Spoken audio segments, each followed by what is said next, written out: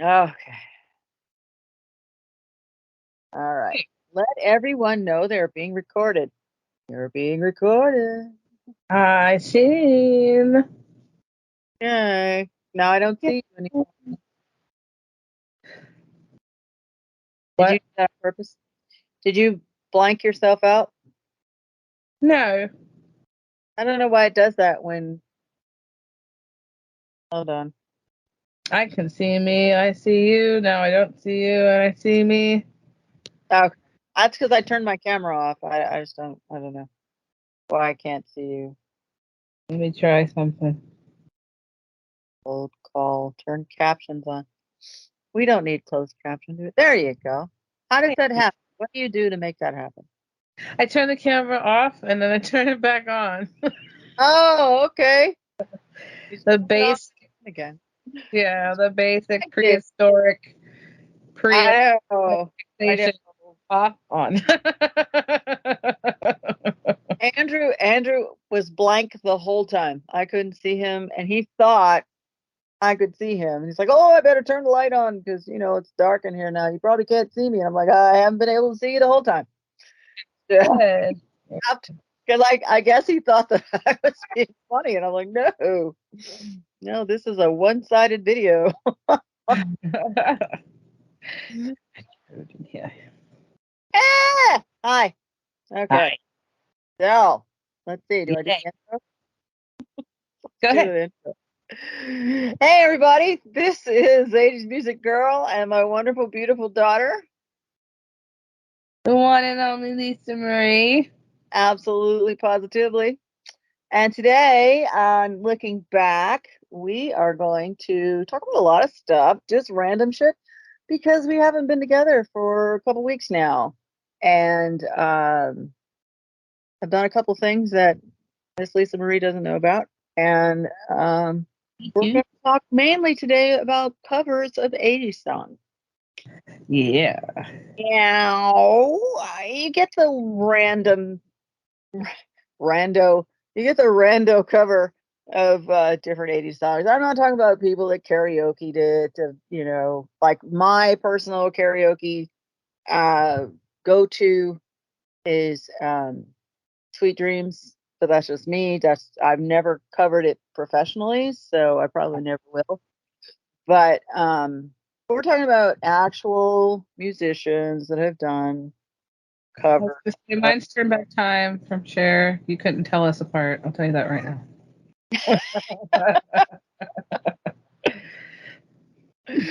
Oh my god. So we have a list. And I don't Yeah. know if you all remember if all the six people that are actually watching this. Um there might be seven. I don't know. It's just it goes up like one person every episode. But so with every episode there is a companion playlist. So with the first one, we had with Kev. I made a playlist of all the songs. Actually, it was a guessing of all the songs Mhm. we did. And then when you and I did the soundtrack one, it was a little easier, because we only covered so many soundtracks for 80s movies. And then with, Weird Al, very simple. The one with your brother, that was, all the Weird Al songs that we talked. But then we added some other ones too. Oh, And yes, then for sure. Andrew and I, oh my God, it was like an hour and 15 minutes for the podcast. The playlist, girl, was 4 hours and 47 minutes long. And Holy moly. yeah, we talked about everybody. Everybody, we talked about it. So, Everybody, everybody, everybody. everybody needs Oh, somebody. So this time with the covers, I mean, we're going to throw a few, and not irregulars because they're not. They're actual musicians. And it'll be like honorable mentions. Mainly yes. we know, including me. And see, I didn't know if we were doing covers or like remakes, so I got a little bit of both. Okay, okay. No, So they have the obvious covers like does the same song, different era, or then they have like their take on the song, add a little bit of it, you know, Yes. Yes. kind of like that one Rihanna does. It's the beat from Tainted Love, but she doesn't use the lyrics, but it's like the same thing. Yeah. Right. And then when Andrew and I talked last week, apparently there's three different versions. There's four different versions of Tainted Love. There's the original from the 60s, Mm-hmm. and then there's Soft Cell. And then I guess I know there's Marilyn Manson. I think there's another one too. But it's just, everybody's been Cover of 80s music. well, see, and they stand a test of time. It's like I was looking at this list, and I haven't listened to any of these things, so come at me if you want. Oh, I did. And, it's funny you mentioned the Marilyn Manson because he also does the Depeche Mode Personal Jesus. I did not listen to that one. I actually listened to the Johnny Cash version, and that was a religious experience in itself. It, Uh, it, because yeah, not only slow the song down because you don't really listen to the lyrics in the original because it's very the beat and it's meant to sound catchy and whatnot and maybe yeah. not so deep or whatever, but when he sings it you can actually hear the lyrics. You're like, oh geez, there's a message, people are There is talking. there, yeah. And it was such a tumultuous time in his life. And I know I'm sounding like a broken record, but when he did that, and then of course he did "Hurt" by Nine Inch Nails. Well, yeah, okay, it's Johnny Cash for one. Okay, you have to think if he's doing a cover of it, it has to be good music. He Yeah. is not. Oh hell A, no, he's not. no, And excuses no defense. Elvis. He's not a flashy guy. You know no. what I mean? He's not the, rocket with your cock it out. You know what I mean? He is a. This is music. Even when I was eating cake in a bush, it was always music, and it was Yeah. good music, and it was real music. So that's why I was like, okay, well, if he did a cover, must be a good song. Well, yeah, and mainly because when people do these things, their reputation is at stake. So, Exactly. Exactly. uh, and there's so many out there, that have done covers of Hmm. different songs in general. Um, I understand, like I said from the list, um, I'm looking at number 16. It said the Flaming Lips with Star Death and White Dwarfs did Born Hmm. by Madonna. And my immediate thought was, Why? There was two Madonna covers on there. I was like, now the yo, one like, Get into the groove, that actually makes it. Get into the groove, boy, you got, you know, and that's like a dance pop, everybody's feeling good kind of a thing. Sonic Youth, though, holy crap, Sonic Youth doing a cover of Madonna, is like Johnny Cash doing a cover of Depeche Mode. So it's disparate. It's like two completely different entities, which is great because you like to see things like that. My favorite one on here is Alien Ant Farm. Did you? I was going to say, okay, so I have a confession. Okay, tell me something. So, along with the worst day of the week was the best day of the week. So, me and Brandon went to go see I Am King at the casino, which Oh, is the Michael Jackson experience. Don't look at me like that. Don't look at me. Do not adjust your audio. She is just in shock. I, I know. I fine. And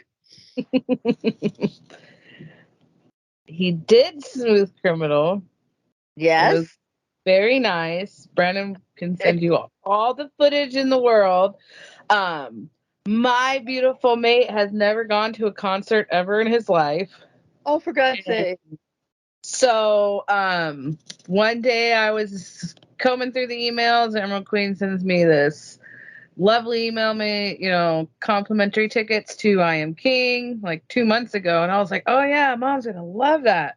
So I go to reserve the seats and everything, and it's free. It was like $6 or whatever for the tickets. And then about 5 seconds after confirming, do I hear, wow, I can't wait to go see that.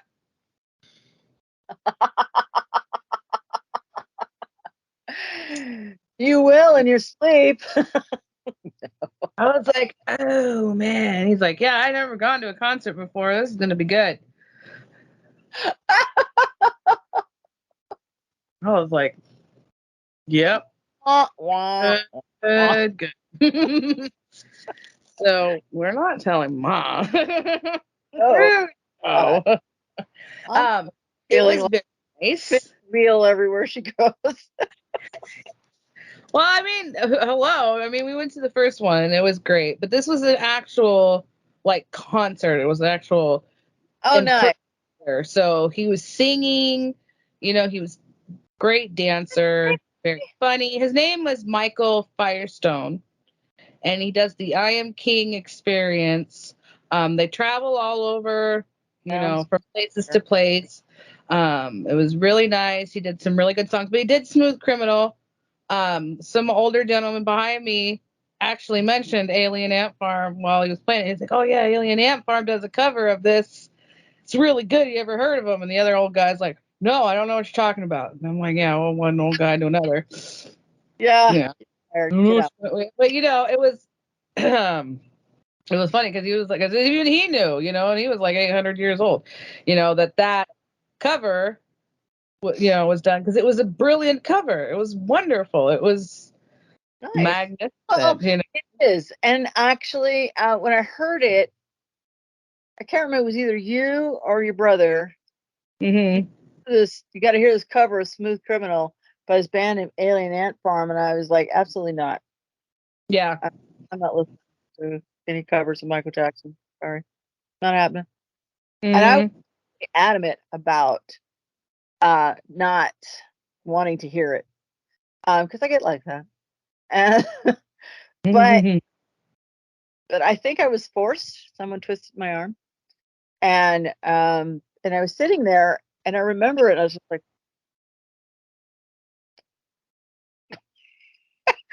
I was like, I wanted to hate it. I really wanted to hate it, but I couldn't. It was that good. I mean, they had done so much to it, you It was know, to it just was a completely in, different song, but it was the same. Like it was like I don't know how to explain because the original was the video. It yeah, was just another entity in itself. And then for the cover, the video wasn't per se really good, but the actual cover itself, you know what yeah, I mean? Like the song for originally for Michael, it's not like a super powerful song, but no, people love it because of the video and everything, the whole package with it. And then, in this case it reversed and the song was powerful and yeah, the video was okay or whatever, but it still made an impact so much that those motherfuckers never made another song ever again in their lives. didn't happen. Because they could never top that in any way, shape, or form. You know what I mean? Which is a good and bad thing for us because we'll never get to see what Yeah, else they have going for them. But we still got a wonderful cover of a great song. I know. Yeah. Did I don't know if you're gonna interject something. It's not a cover, but Tony's wife, Toby, her dad is Patrick Redbone, the guy that him and his brother wrote "Come and Get Your Love." That was Yes. reintroduced into the music industry by Guardians of the Galaxy because it's a '70s song. And I'm reading about that. Yeah. yeah, so I remember the second time I met him, we were at the Hall of Fame thing, and Yes. Patrick, I was like, "How are you doing?" He goes, "I'm good." He's like, "How are you? You still singing?" I'm like, "Yes." He's like, "You working on anything?" I was like, "I'm working on something as we speak." He goes, "Good." He goes, "Get them songs out there." He's like, they won't know you unless you put them out there. I'm like, thank you. I appreciate that. And I said, so I hear you're touring. I'm like, wow. I'm like, and it's like all over the world touring. This was 2019. And he's like, yeah, Yeah. this is how he said it. He was like 100, but he's not really. He's like 75, 76. He goes, yeah, it's great. I do one song and I'm done. And they pay me money. It's awesome. Mhm. I, I'm like, surely you just do more than one song. He goes, no, no. He's like, we're all like a group of people. He's like, it's like a revival kind of a thing, and everybody's got their 70s mojo going on. Like literally, you do one song and then like, all right, next old band. I'm like, shit, I want that gig. For the millennials. But it's all the people that remember it. So back in the day, now you've got three different generations. You got the people like me that were around when it came out, and Alien Ant Farm. You got now you've got the people like me when Smooth Criminal came out, and then you got you that was the second generation that listened to it, and then now you got a completely new generation. Of it's Mhm. 2000, isn't it? Wasn't it 2000 something? I I can't. believe so. Yeah, but and here you whole do people introduced to a song that didn't know. Yeah. So that's how we keep it fresh, I think, and it has to be unu- unique and unusual, and mainly because they have. Sorry, I'm looking at my cheat sheet here. There's so many out there that you like. Weezer did Africa by Toto. Really? I know, right? That is It, so weird, but not, you know. I uh, wish I had time to listen to that because I do love Weezer. They speak my soul. But that was a little off. I don't yeah, I don't. The one that huh? Go ahead. I thought I heard her talking. I'm talking to myself. Because it says Muse did Hungry Like a Wolf. Didn't know that. Paloma Faith, Never Tear Us Apart, In Excess. That's like one of my favorite. Yeah. I have to listen to that. I am not a fan of No Doubt. Not a The fan. band. And she did one of my favorite bands in the whole world, Talk Talk, Did did uh, It's My Life. And it's my life. Yeah. pretty different. There is no difference in how it sounds. And I thought to myself, yeah, okay, that was obviously an homage to Talk Talk or the 80s or whatever Mm. you want to say it, but it, It was, you know what? I think it was more because it was her style, like yeah, her style particularly, but like she was just in a very transitional like phase when she was doing these songs and in that particular period. I mean, she went from like doing stuff like that to what all that whole Tamagotchi girl stuff or whatever the hell we call it. Oh, there's like a word for it. yeah, I can't think of it. Like I said, I didn't really get into it as much. A sad thing. Like she was transitioning through a lot of sound at the time. Kind of like how Blondie was, when she was transitioning from, one sound to the other. But Just, when I heard the song, I was like, meh. I was like, yeah, it's a nice, okay song. I don't really understand it though. I it's didn't really understand her singing it. I was like, it's just like, sounds nice, but well, yeah, and it's just, to me, it reminds me, and I have something I got to share with you here in a bit, but um, it's almost as if, because when I had the demo early back in the day when you kids were little, and I put "For the Love of You" by the Isley Brothers on it, it was a nice, easy song for me to sing, and it had a lot of mellowness and soul and things like that. And then Whitney Houston comes out and does the same thing, and it's like, how is this any different? the one I did, or the original, or you just needed some space to fill, or what the hell? I took it personal. I did, but I got to. But it's just like, Well, Ollie can get over it. You can, okay? yeah, I know. And I just figured, what the hell? Obviously, great minds think alike. There you go. Anyway, Well, I mean, good music is not just don't even a go one there. stream. Everybody knows what good music sounds like, and if you're very lucky, you know what really good music sounds like. So, I was Yeah. just telling Brandon earlier, he was making me listen to one of his raps, which is a rare occurrence because I absolutely try and crawl away from anybody who tries to make me listen to anything. Um, it's just some natural habit, maybe from my brother's some kind of post-traumatic rap disorder. I don't know. But, anytime he tries to make me listen to something, I just want to engulf myself in my own body. But that's me.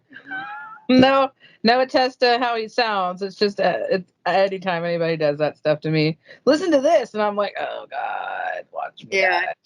die. But like I listened to the whole absolute thing, which was good, and and then when he was done, I was like, yeah, you messed up that one part where you ran out of breath. And he's like, oh, I can't believe you listened to you could hear that, and I was like, of course I can hear that. I was like, Yeah. Listen to it. You didn't I have want. You should. ears. I You should was like, listen yeah, to it. You don't yeah, listen to this because he'll ask me to do it, and I listen to it, and I think, okay, this is great. I'm listening, not necessarily to the technique. I do listen to that, but I go and I just the lyrics, I guess, are what is something that I focus on. So I don't have a lot of things to say that aren't positive. yeah. So Well, that's you've always been like that. That's your first thing. I mean, that's what my point is. Like, it's when you are when you listen to music and you're a musical person or a musician or songstress or whatever. You can hear that, you can see that, and and that's your first instinct. It's not to enjoy it. It's to be like, oh, well, that's what you did wrong. You did wrong there. That could be better, and this, that. Oh, you could have did this, and that could have been a little longer. That could have been a little shorter, and you could yeah, have did. yeah, It's like, it's like, you really. I think that's like one of the good and bad things because it's like you have to take it with a very, very fine, you know, take it very finely and not be defensive about it because when you ask a fellow musician about something, they're going to tell you from a well, musician you hope standpoint. so.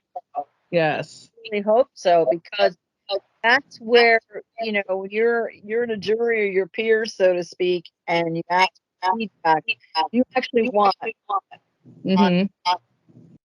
Honest feedback, yes, and that's what's amazing about these 80s covers. It's just that there was, so many. The one we haven't talked about, one that I absolutely love is, Flow Riders, Right Round. I love the original. Who doesn't? It's the best. It's so very catchy. The beat, the everything about it. And then when Flow Rider redoes it, he puts his rap into it, and then he uses the lyric. You know what I mean?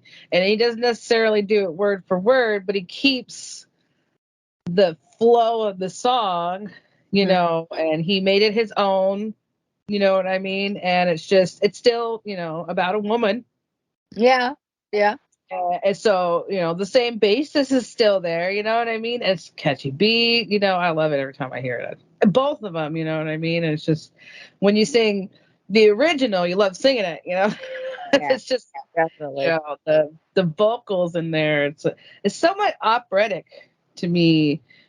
Sometimes when I listen to 80s music, 'cause it's like they hold for long. Mhm. They hold a lot of notes. Yeah, You don't hear that a lot anymore, where no, they no, because people, it's like you don't hear a lot, unless you're like listening to some whiny little girl, but that's no fun. Yeah, but um, it's a different era. hmm It's totally different era. People, uh, I hate using this term, and I use it a lot, but mixed company a good thing to say, but people actually knew how to sing back Yes. Yes. then. And for that to not be taken seriously anymore, it, Mm.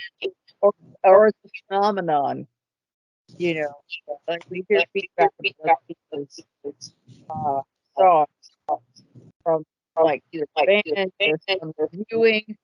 You get that kind of, wow, and they actually, held the note out, and you could tell there's classical training there, and it's just like, Yeah. they knew how to sing. Is that what you're trying to say? Yes. They know how to sing. Rock, talk,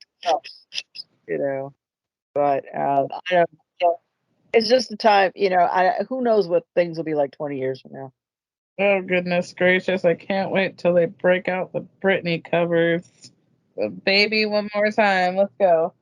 Yeah, I think they actually have one or two, to be honest.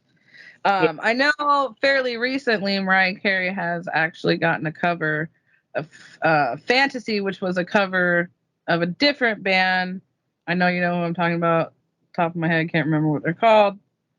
What are they called? nope. Oh my god! It was her husband's band, Tommy Mottola. He did this. That's that fantasy song. You know which one I'm talking about, right? Mariah Carey's Fantasy. Yeah. Such sweet, sweet fantasy, baby. But it was like a cover of a different song by another band from, I want to say, the 80s, to be honest. We are in front of the internet, and there's no See, one that can stop now, us. No one can stop us from looking because we're in charge. Okay. Let's see. Hold on. haha. Alexa, which fantasy song did Mariah Carey cover?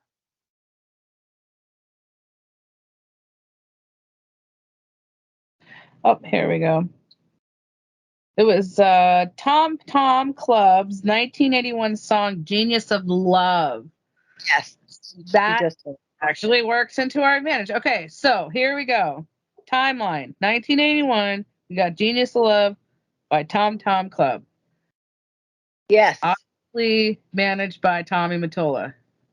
Back up, or excuse me, flip forward about 15 years almost.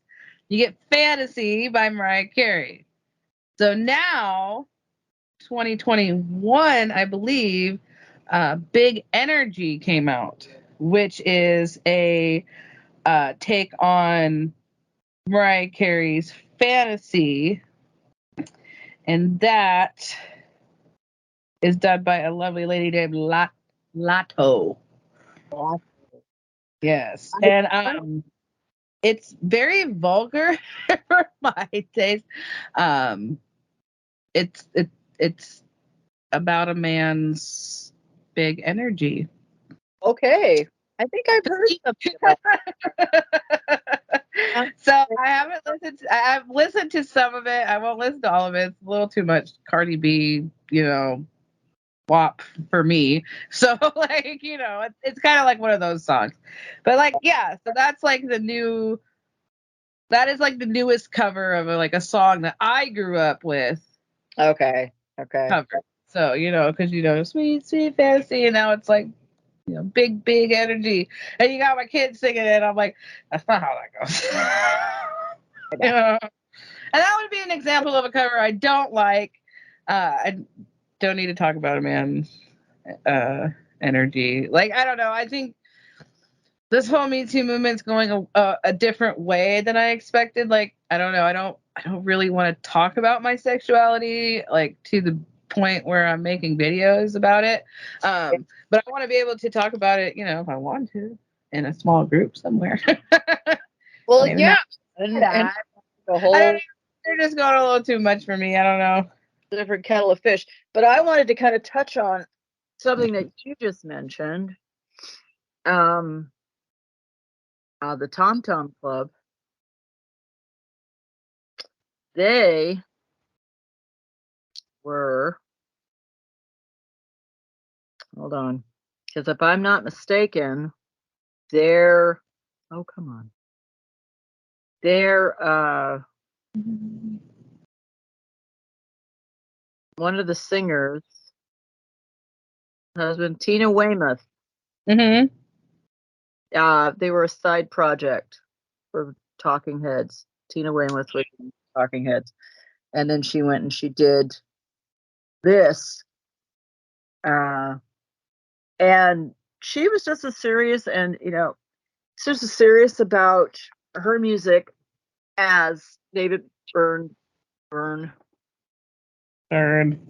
thank you, was about Talking Heads, and they clashed a lot while they were in the group together, and I think she ended up leaving.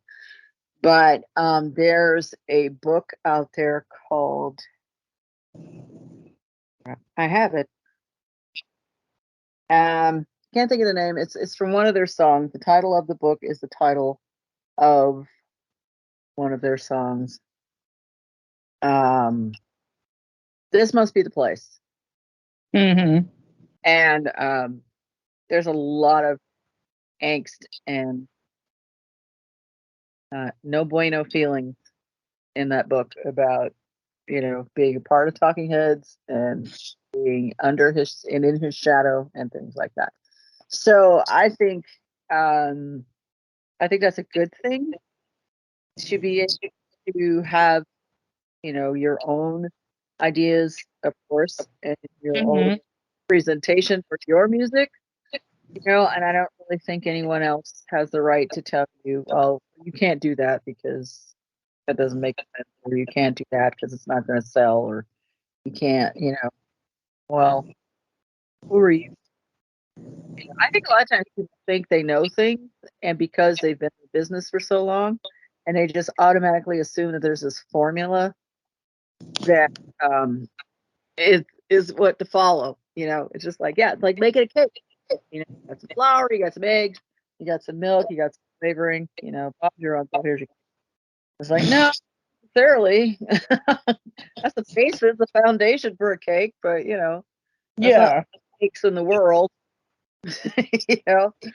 But yeah, so that's a very interesting point that you brought up there about Mm-hmm. uh, just the whole, you know, expressing yourself to the point to where it's just so graphic that you know people have to kind of stand up and pay attention, and a lot of times they do.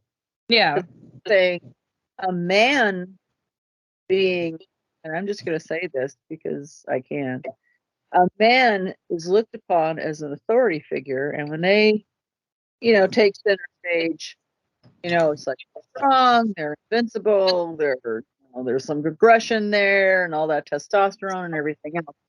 But Yeah. it has to kind of take a back seat to you get a woman on center stage that rivals that, mirrors those personality traits, and they're very good at it, and you think about all the female solo artists, Dude, okay, so that you know, totally up that concert I went to.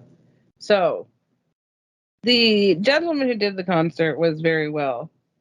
But his guitar player, very lovely, beautiful young blonde girl, curly hair, smallest physique, shredding the shit out of the classics, yeah, doing Eddie Van Halen's part, 2 and 9, yeah, sidestep, wow, is a backup person.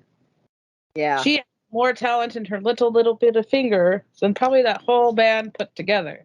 But yeah, oh, the main attraction. But oh my gosh, if she were to, I'm like, why isn't she an artist somewhere. Like she had so much talent, Ma. I Yeah. I have Brenda send the videos. You listen to this little girl. She just even when she was singing, she did a little bit of Heal the World, and Yeah. it's beautiful. Why are you stuck in some little bitch ass cover band somewhere? You should be rocking your fucking shit out somewhere. Hello, but you And won't, because that's just not how the industry works. Unfortunately. well, it's not how the industry works there, but Yeah. also it could be her choice. She may absolutely love being there. And when you love doing something and you just love being there, you give it 195 million%. She loves the attention. I'll tell you that right now. Yeah. Loves that attention. But it's just like I mean, come on. seeing, you know, her. You know what I Yeah. mean? Because I Yeah. mean, for one, she was playing the guitar. She was just shredding that shit. I was just so impressed. I was like, wow, this girl's even the movement. I mean, she was on her does the backwards on the knee to the ground. When they did Dirty Diana, it was fucking. It's pretty Was it awesome. the gal that Michael had with him? He was doing his tour. Was it her? I guess Because you he, know. 'cause he had a blonde gal that. In California, Los Angeles. I'm not sure. I follow them on Facebook, so I can go take a look. I Uh, don't think it is her, but I mean they look similar. But yeah, she was really young, very a petite, person and with a big, I yeah, mean, she was with him during the '90s and well into the 2000s. So no, this girl's really young. But she had lots of talent, lots and lots of you talent. want to see stuff like that because that's what they'll remember. They'll remember that for and lead guitarists are kind of like a wild card anyway because if you think of all the main bands, in your life that you can automatically just go to the lead guitarist, and think, like Jimmy Page, with Led Zeppelin. It's just they're an entity unto themselves. So, and a lot of times it's, they've written, some of the songs and they've written the music and they're just their own, they're self-contained. They're very self-contained. Yeah. Yeah. But that's cool. I'd like to be able to see the videos. For Um, sure. I was trying to get him to send them to me, but he wanted to do. Oh my gosh, this man. Okay, let's stop for 2 seconds to talk about my mother raising me in an environment that was unlike other people's. So I didn't know that other people didn't grow up listening to Michael Jackson every single day of their lives and watching all their videos and movies and knew all their historical facts and figures and pictures and data about the man. I didn't realize not every person thought he was as big of a musical icon as me and my family. they're So lost. Clearly. Brandon, if he listened to Michael Jackson, he's like, yes, but he only listened to him as a normal person would listen to Michael Jackson. So he never indulged, and so it was like eye opening, wide, like eyes wide open. He was mystified. He was like, oh my god, the moves, the songs, the everything. Like he was just like he's been seeing Michael for the first time. And I'm Wow. just like, I just looked over at him. I was like, wow, you're just now getting that. Like what what everybody else, has known for years. Like he's a real special person, and it was just like, I was like, my realization, I was like, wait, not everybody's is like this. It was just so weird. I mean, yeah, he listened to him on the radio, but he didn't listen to him like we listened to him and stuff like that. And, like watched all his videos and everything. So he's listening, watching the videos and Remember Smooth we had Criminal and stuff from Black and White and stuff like that, yeah, over to Becky's house and we watched that. because she had cable. Yeah. But she wanted to see it too. So Yeah, but it was like super. It was just like a super funny thing because it was just like I didn't I didn't realize, and then yeah. and out and then he realized, it was like more than just Hmm. an artist or whatever. So he was like super obsessed about it for like a whole rest of the night. Like he sat there and like filmed the whole thing pretty much, and then looked at the film when he got home, and then he was listening to Dirty Diana because he's like, I've heard it, but I've never actually listened to it. And I was like, yeah, you know what it was about?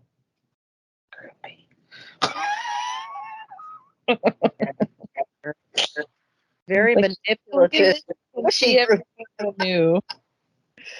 yeah, she was basically it was to me, it was kind of like you think about Dirty Diana and you think about Super Freak Yeah, by Rick James. They're almost the same song, almost. almost. Except one is relishing in the fact that he's getting all this Yeah, attention. one is prideful of the fact that he Yeah, wants to be with this lady, and the other one is trying to escape his soul. yeah, you yeah, know, yeah. But I suppose that's probably what happens. I mean, I don't know. I think, a lot of people take a lot of this for granted, about what goes into, these, and you have to be super careful. I was going to say what goes into these performances, and then you have to be super careful who you hire, mm, who's closest to you. You can have an entourage, but then you've got an inner circle. I think a lot of times, people, have a tendency to think, oh, well, I'll just hire my friends, to do certain things for me, and be in my, and that's like the worst thing you could possibly do. the worst ever.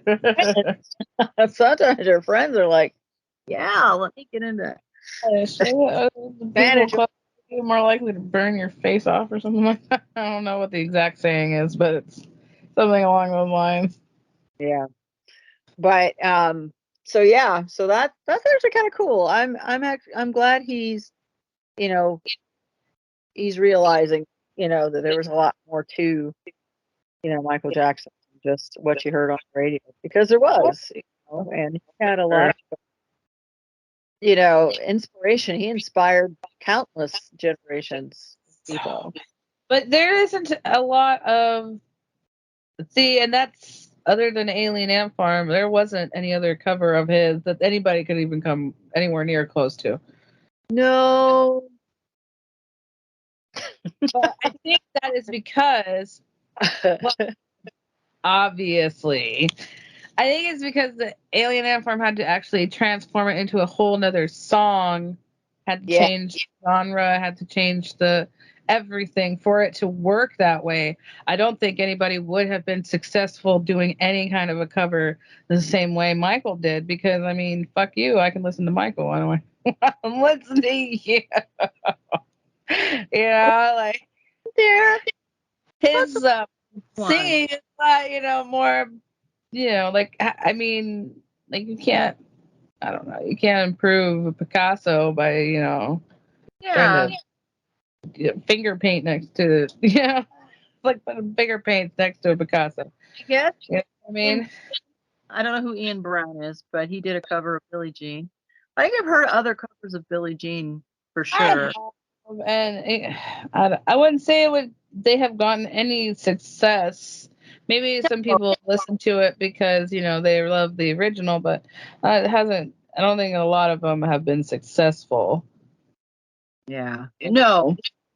I mean, because I did that cover of Heal the World with Kiana for my Yes. MySpace page, and it's still there. I've never wanted to do anything with it, other than just cover it, because that was right after he passed away. So that was kind of an homage to him, as far as I was concerned. I had no, like I said, I had the desire to capitalize on that. I just wanted to be, I wanted to say I did it because, he was such a massive influence in my life as a musician, human being. And, to think he started out when he was like 5, 6, that's a long time in the music industry. Yeah. That's 50 years, 40 years. Very long. Yeah. But one of the songs, I'm gonna change some gears here in a sec. One of the songs that to me on this list that uh had the most dramatic impact, I think, on a cover, and I think the movie had a lot to do with it, is Michael Andrews and Gary Jules uh, covered "Bad World" by Tears for Fears, but they did it in such a way that it's so haunting and beautiful that it just makes you believe that it is, and the fact that they use that in Donnie Darko, Mm. I've never been able to watch that movie a second time. That's such a bizarre and unsettling movie. I know it's fiction, but it's scary. Not, it's something to find that they haven't come to terms with it, and then when they finally do, it's kind of like, okay, well, I'm not going to let this happen to other people. Yeah. So they had to make that decision for themselves. And the song for that just stood out forever. I remember when it first came out, and listening to it, and I thought, wow, this is dark and deep. And, 'cause I went back and listened to, Tears for Fears. And it has a little bit more of an upbeat sound to it. Mhm. There are a million faces, but they went, all around me there are a million faces. And it's just like, okay. Yeah. That's scary. Scary me. It's just, I don't know. That's their take on it. They think that I think it was a good cover. I like it because of that. Yeah, the deepness to it, and some people, that was their interpretation. You listen to something and you imagine in your head. When I listen to that song, I'm, thinking of somebody sitting on a rock somewhere all by themselves, contemplating their, life's ambitions and self worth or whatever. And they're just sitting there to themselves, like, and you Yeah. can picture that when they sing it, because you can put yourself in that mind frame. Yeah. So that's, I like that a little Yeah. bit. And it You're fits. right. The original is a lot more upbeat. Yeah. But it still has the same solemnness to it, Mhm. you know. And I think, like you said, with Alien Ant Farm and Smooth Criminal, and anyone that's done a cover of any song, if you've uh, taken it a step further, not only make it your own, but have it represent something else for you. Mhm. Uh, Mhm. so, and that brings me into people that you and I know Yeah. that have taken, one step beyond madness. That'll go on the playlist. Mhm. Song trigger. Um, it's they've taken a song and they've interpreted it in different ways than the song was originally written about. Um, when I did More Than This, I had no idea what the song was about. Mhm.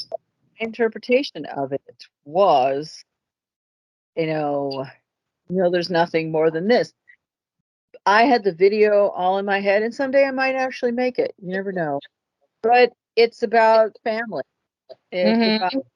love, family. It's about those who are close to you. It's about nature. It's about the world and embracing cultures. And, that's the whole premise about, my interpretation of the song. And then to find out, I don't know, 6 months after I released it, that Brian Ferry says that he wrote it about a love affair gone bad. But, oops. Sorry. No, I'm not. But Oh my God, I know, right? Like songs are never what you think they're going to be about. uh, That is the one they're thing. never, it, Yeah, that it's like I try not to do too much, like when you hear a song, you try not to like interpret it too much yeah, because then like 20 years later you're gonna be Wang Chungin and then you find out that you shouldn't have been Wang Chungin and it's something weird and freaky and you don't know what to do with your life after that point. You're embarrassed. You're embarrassed. I'm You don't not know. able to cover that. I mean, It's like you're like you're partying in the '80s. You're like, yeah, let's everybody wing and chugging, and then 20 years later, oh yeah, it's about beating up. It's like, oh, we dance to you beating up. Like, you know what I mean? Like it's like and She Bop by Cyndi Lauper. That's another one. I Um, know, right? Like, oh, and there Like, was a lot of those in the '80s, or those secret sex songs. what the hell You were you doing about freaks. it? Good Lord. But it worked. They made it work. That was their, intellectual creativity, that Right. To to counter that, that was a lot of British bands that were like that, and we know how they feel about their parts. So yeah, yeah, they're very, very subdued and very yeah, reclusive about their sexuality, which they is have. fine. I mean, maybe sometimes that's what people need. Maybe you don't Yeah, need to have it all, Cardi. Maybe you don't need to have it all out there for everybody to yeah. whop. But. We can Madonna and dance Yeah. to ourselves. Well, yeah, and then other people too. I mean, a lot of rock songs are pretty much about what they are: sex, drugs, and Yeah. rock and roll. That's pretty much it. That's the Rock, whole. rock, roll, baby. Beyond that, it's no longer rock; it's progressive rock. Because it's like we've moved beyond the sex and the drugs and the rock and roll. Now we want to talk about the environment and fantasy worlds that we've created, and things like that. Wow. And that's when you go into the abyss. and then and then there's songs, the rock songs that are really good to listen to if you're high. And then, things like that. And are just like, I don't know. They all sound the same to me pretty much. But Listening to Rick James, Mary Jane, while on Mary Jane is a whole nother experience in itself. And he meant it for that. Okay. Like it and hit, but yeah, it really hits. Like you're hitting a to whole nother level there. be able to bring that full circle is like, I see what you did there. It's like cake on the ocean. Yeah. I'm gonna sit at the ocean and eat cake. That's, I'm just that innocent sometimes, and I'm just. But then you read into it and then you realize, no, that's not what he's talking about. And his red velvet and funfetti and all that. I'm just like, oh, shut up, quit ruining fucking cake mix. I know, right? Unfortunately, it's an extremely catchy song. I was when Cake by the Ocean wasn't really about cake, okay? I I, was very upset. yeah, I was angry. It was I very, found it interesting to want to eat cake by the ocean and wanting to do the hoo ha by the ocean. that's That's all it I can gets think of. very nasty. I don't know why anybody would want to do that. Where the hell are you going to have cake by the ocean without the sand getting everywhere? I mean, come on, Anna could explain that. Not to mention sea crabs. I mean, like Jellyfish, hello. shrimp. People are crazy. Pretty much. And I think a lot of times you think it's a young thing. It's a young people's thing because it sounds romantic and it sounds wonderful and all of the above until it actually happens and then you're going, oh shit, you know. Then you're ready for part two. No cake by the ocean. Mhm. Yes, I don't know. No. Yeah. I thought that my songs are very literal. Uh, Yes. literal. I don't. There's not any innuendos or any type of strange You configuration. There's You silver know, linings that you have to pry into. yeah, I'm just saying what I'm singing what I'm doing. Uh, I think that's like a stigma in the music world too. Is like everything has to have some like deep seated hidden meaning to it. Yeah, Yeah. people are Maybe really not. good at You that. know, Some people are there's really good. two different kind of musicians there. You know, there's like the really serious one, and then Yeah, there's the ones that like to do it just to be uplifting and to have a yeah, good time and have everybody else have a good time and yeah, whatnot. And then you have those, super like Mozart mothers, and they're like, yeah. I'm not. I'm not. You would think I would be. Well, I guess in a way I'm kind of deep, but not to the point to where you have to go. You're not that person in the meme with all the math equations going. And if that word meant this, and then how did she manage to, and it's just like, no, I don't want people to have to think that hard about anything that I do. right, for You know, sure. I- yeah. So, and you know who's really good at that? And this is the second person that I want to mention that did a cover of an 80s song, Leo. He is very good at he's a wordsmith. So, well, he's English. I think they have an advantage for some reason. I don't know why. But he takes those words and it's just like, It's oh, like that's a wonderful is the link. what is that all about? What did you mean by this line and that line? And it's just like, and when he tells you, it's like, oh, dude, come on. No. Why can't it just be this? I know, right? But he did David Gilmour's Out of the Blue. He did a cover of that for a very special person in his life. And it's just it's got that because he's all into electronics and stuff like that, electronica, synth poppy, that type of music, like house music and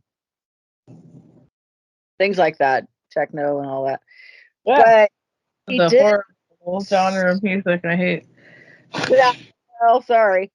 He did such a really good job, of making it. It was very tasteful and it's very somber, but the original is as well. So I don't know. I just think sometimes, people just have to express themselves and someone had the idea before them and they're like, okay, well, I'll do it too, but I'll say, it's just like when you hear somebody quote something familiar, you know, um, it's just like, yeah, I want to reiterate that, but I just want to say it the way I want to say it, because there's like the actual way to say something, then there's the vernacular, because that's where slang came from.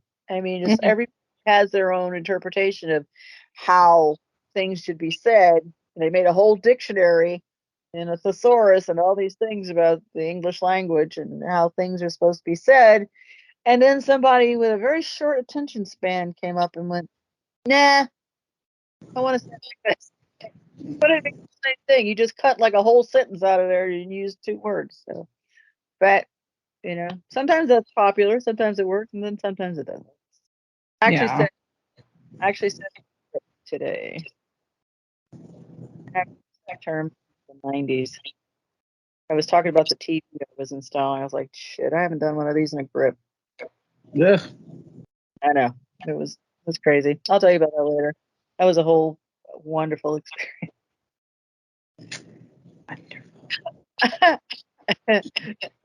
I missed my calling in life, damn it. I should have worked at a friggin' TV store or I whatever the know. hell. Right. technical industry or something. When I was in the army, my was in going to basic training. My recruiter told me, says, is your test scores are really high. He says you could probably be like a helicopter mechanic or something. And I'm like, what? What?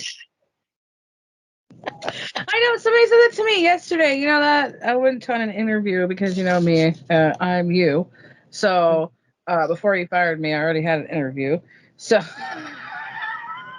it was at Pierce College for the cafeteria there. And she was telling me, she's like, I don't mean to discourage you. She's like, but you have so much qualifications to be a restaurant manager. She's like, why haven't you pursued that? And I was like, goddamn education. Do back. I just have experience. Well, Yeah. we I all don't know have papers. I just have the looks. looks and talent, but I have no pepper. Don't have my papers. That's why. Sorry, no peppers. Yeah, but Yeah, she's like, you have more than enough qualifications to do that. I'm like, I know, but I feel like I would be rejected. I just, I wanted to yeah. make a lot of money in the restaurant business, which means you'd have to work at a higher class place, like Gordon Ramsay style. And it's hard to get experience in there without papers, you know what I mean? Unless you do have well, maybe I have collected enough experience to try Uh, and walk one of those joints sooner or later. Sometimes it is that old adage is not what you know, but who you know kind of filters in there, believe it or not. Cha, I have expressed I wanted to hang out with Katie while she's doing her real estate, maybe try and get some pointers from a successful business lady. So, She, yeah, she's been trying to get Willie to do it for a while, but Willie needs to get his GED. yeah, So well, I that's do too, but if I can get some, I mean, in my learnings of jobs, all jobs translate pretty much into the same thing. All skills are super diverse into other fields. I think I just need to look into some other fields of things. Do I like working, freelance, or do I want to work in an office? Do I want to really work in the food industry? If I do, where do you want to put your butt at? You know what I mean? Like all this other stuff. Like this whole thing has got me contemplating how or what to do in life. You know what I mean? Like, because you did the fast food passing around thing, but you're hella overqualified for that. I know I am too, but uh, it's hard to get these good jobs. You know what I mean? It's a lot of rejection. it is a lot of rejection. But see, you're not you're not really being rejected for the things you think you're being rejected for, Yeah. because these people that they hire, whoever they hire, they're looking for they are looking for qualifications, but they're also looking for a fit.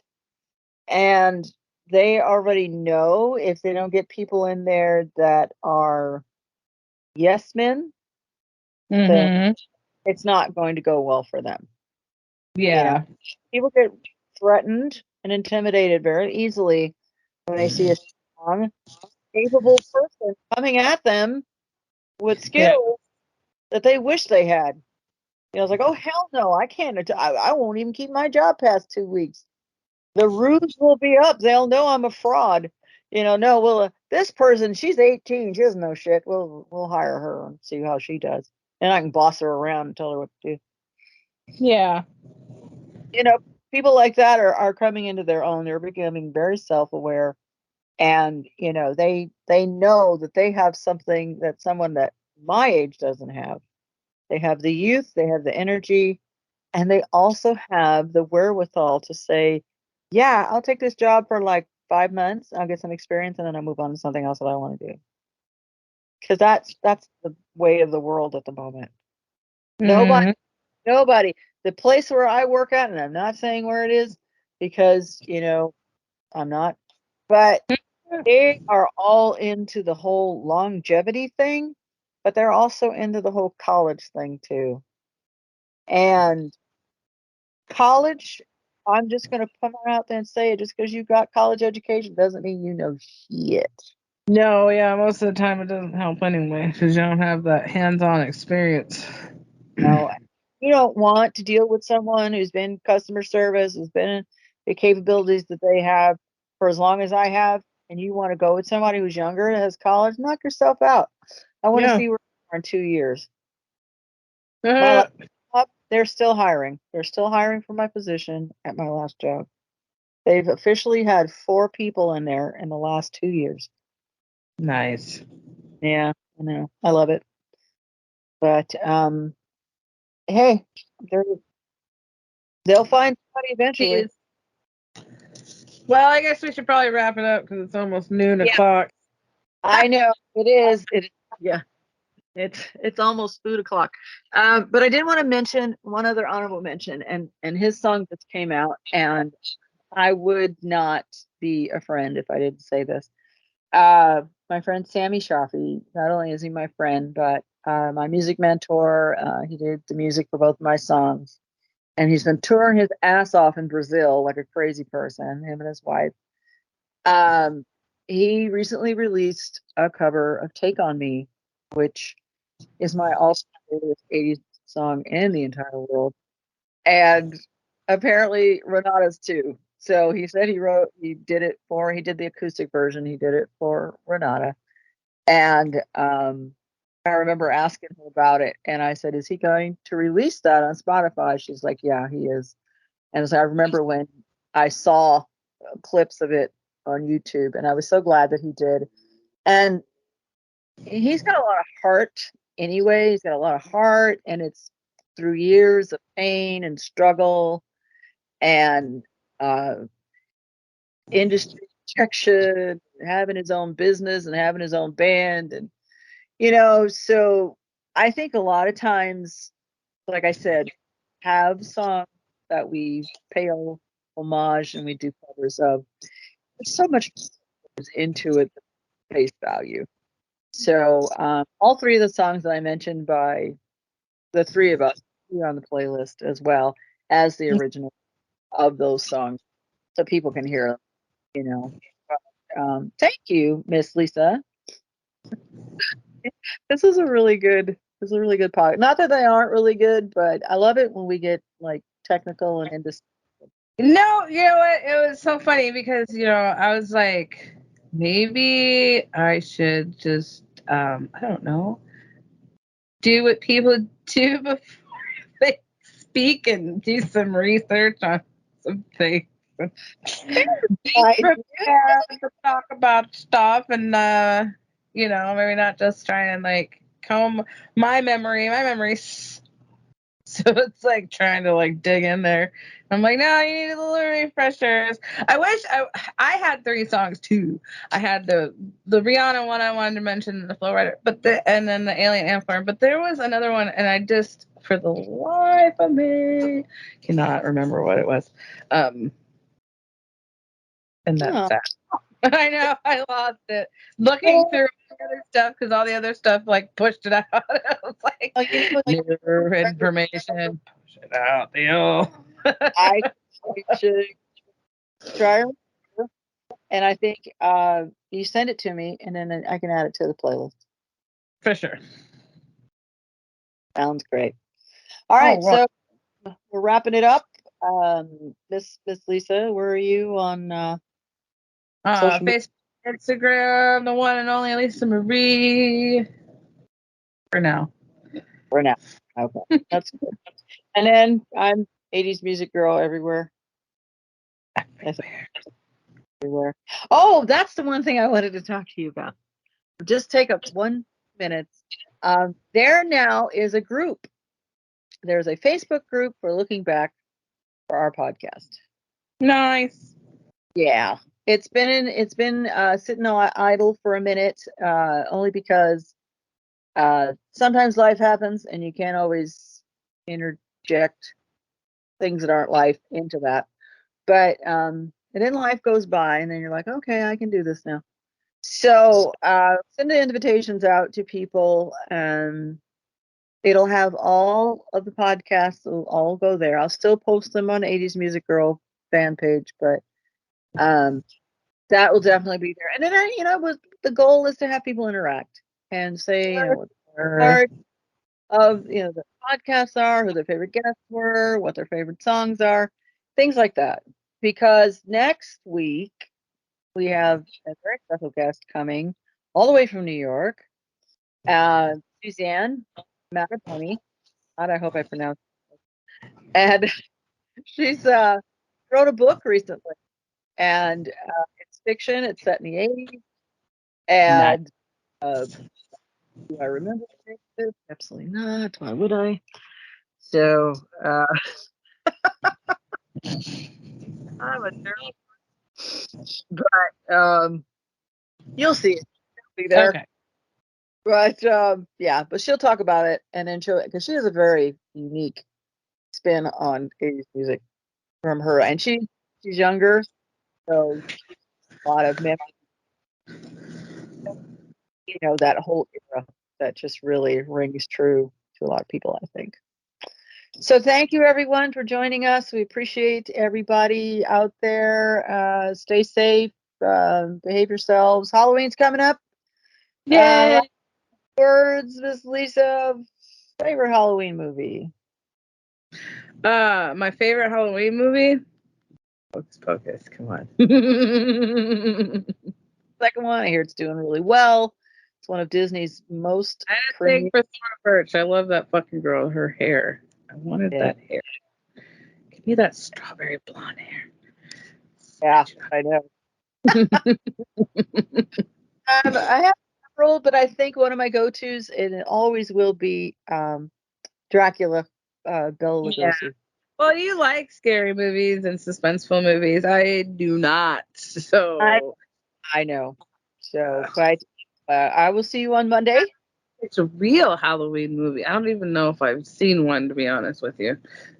Okay, that's all right. I didn't like them for the longest time, and now I just pretty much watch the classics, and then any of the franchise. You know, I'm gonna say this. I'm just gonna plug it really quick. I don't like any Halloween movies, but the one scary movie I did enjoy was House of a Thousand Corpses by Rob Zombie. I'm a huge Wow. fan. Okay, well, there you go, people. Houses, 1,000 zombies. Mm-hmm. That will freak you out. That would be cool. 1,000 zombies in a house. That's crazy. I know, right? A No, little bit hard. first. Come on, this is hillbillies in the mountains kind of thing. It's everybody's worst nightmare. This is true. I think having 1,000 corpses would be a trial in itself, but 1,000 zombies, that would be way worse. Right? Oh God, that would be a little story. It's a big house. All right, everybody, take care. Be safe. We love you. Bye. Bye.